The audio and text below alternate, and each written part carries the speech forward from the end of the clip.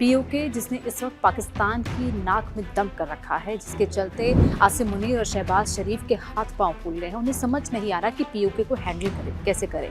PoK में इस वक्त जिस तरीके के प्रदर्शन चल रहे हैं, जिस तरीके से इस वक्त वहां पर लोगों का गुस्सा उफान पर है, ऐसे में ये पाकिस्तान की सरकार के लिए एक बड़ा चैलेंज बनता जा रहा है। अब आपको बताते हैं दरअसल ये पूरा मामला क्या है। दरअसल पीओके में 5 जून से प्रदर्शन शुरू हुए थे। ये प्रदर्शन जम्मू कश्मीर जॉइंट अवामी एक्शन कमेटी यानी कि JAAC के अंडर शुरू हुए थे और वहाँ के लोगों ने प्रदर्शन शुरू किया था अपनी मांगों को लेकर, लेकिन वो प्रदर्शन इतने ज़्यादा उग्र होते गए और जिस तरीके से वहाँ पर पाकिस्तान की सेना को, रेंजर्स को तैनात किया गया और जिस तरीके का खून खराबा वहाँ पर किया गया। प्रदर्शन पहले शांतिपूर्ण तरीके से शुरू हुए, लोगों ने अपनी मांगें रखी, सरकार के सामने बड़ी सभाएं वहाँ पर की गई, लेकिन उन्हीं सभाओं में किस तरीके से वहाँ पर लोगों पर ताबड़तोड़ गोलियां चलाई गई, कई राउंड फायरिंग वहाँ पर हुई। पाकिस्तान की सेना ने वहां के बच्चियों और महिलाओं को तक नहीं छोड़ा, बच्चों को किस तरीके से निशाना बनाया। ये सारी तस्वीरें लगातार पाकिस्तान से सामने आ रही थी, पीओके से सामने आ रही थी। और अब उसके बाद पीओके के लोगों का गुस्सा पूरे 7वें आसमान पर है, क्योंकि वहाँ पर इंटरनेट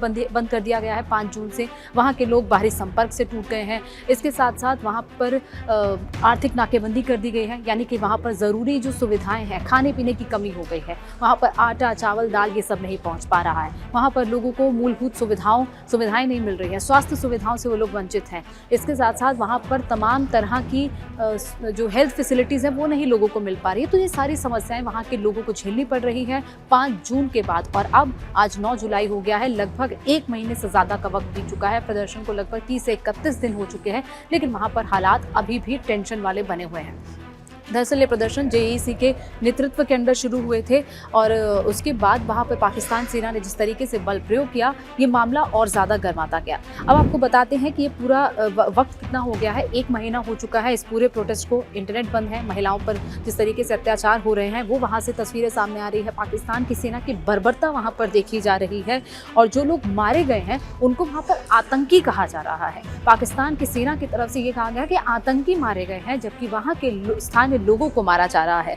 वहीं वहां पर अब जिस तरीके से ये प्रोटेस्ट हो रहे हैं, उन प्रोटेस्टर्स की तरफ से राम प्रसाद बिस्मिल की कविताएं वहां पर गाई जा रही है। सरफरोशी की तमन्ना अब हमारे दिल में है, देखना है जोर कितना बाजुए कातिल में, अब ये वहां पर गाया जा रहा है।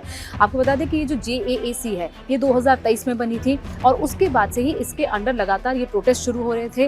वहां पर मूलभूत सुविधाओं को लेकर ये प्रोटेस्ट शुरू हो रहे थे, लेकिन ये प्रोटेस्ट धीरे धीरे उग्र होते गए और उसके बाद अब नतीजा 2026 में आज सबके सामने है।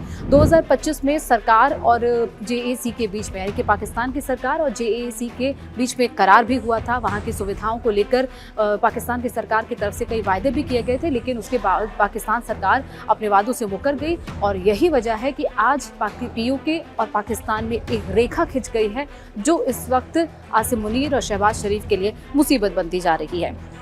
अब ये जो प्रोटेस्ट हो रहे हैं ये हो रहे हैं रियालकोट, मुजफ्फराबाद, मीरपुर, कोटली, बाग, हटियान पाला और इसके साथ साथ सुदनोटी, ढेरकोट और डडियाल में ये प्रोटेस्ट हो रहे हैं। और ये प्रोटेस्ट अब धीरे धीरे पूरे पीओके में फैल रहे हैं। वहाँ के लोग, हर कोई इस वक्त इन प्रोटेस्ट में शामिल हो रहा है।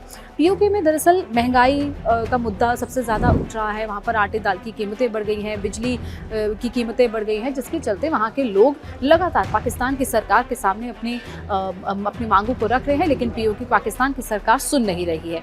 इसके साथ साथ एक और मुद्दा वहाँ पर गवाया है, वो है विधानसभा की जो कश्मीरी शरणार्थियों के लिए जो 12 आरक्षित सीटें हैं, उनको लेकर ये प्रदर्शन शुरू हुए थे। कश्मीरी शरणार्थियों के लिए दरअसल जो 12 आरक्षित सीटें होती हैं, जो रिजर्व सीटें होती हैं, उनको खत्म करने की मांग पीओके के लोग कर रहे हैं। दरअसल ये जो सीटें हैं, वहाँ के लोगों का कहना है कि इस्लामाबाद की लोग पीओके की स्थानीय राजनीति में हस्तक्षेप करने और पीओके को कंट्रोल करने के लिए वो इन 12 सीटों को हथियार की तरह इस्तेमाल करती है। और आपको बता दें कि ये जो 12 सीट्स हैं वो लगभग 4.5 लाख वोटर्स का प्रतिनिधित्व करती है, जो कि वहाँ पर रजिस्टर्ड वोटर्स हैं। लेकिन लेकिन इन सीटों का चुनावी वजन बहुत ज़्यादा है और जो 33 लाख पीओके के लोगों पर हैं, ये लोगों का कहना है कि वहाँ पर 4.5 लाख जो रजिस्टर्ड वोटर्स के लिए 12 सीट हैं और यहाँ पर जो 33 लाख वोटर्स हैं उनके ऊपर सिर्फ 33 सीट है। ऐसे में ये ये एक तरीके का पक्षपात है और यही वजह है कि इन 12 जो कश्मीरी आरक्षित सीट्स हैं इनको खत्म करने की मांग वहाँ पर की जा रही है। आपको बता दें कि जो इलेक्शंस होने हैं, ये लोकल इलेक्शंस हैं। 27 जुलाई को इलेक्शन शुरू होने हैं और 9 जुलाई को, यानी कि आज से इसका नामांकन भरा जाना शुरू होना था और लगातार इसको लेकर मांग उठती गई।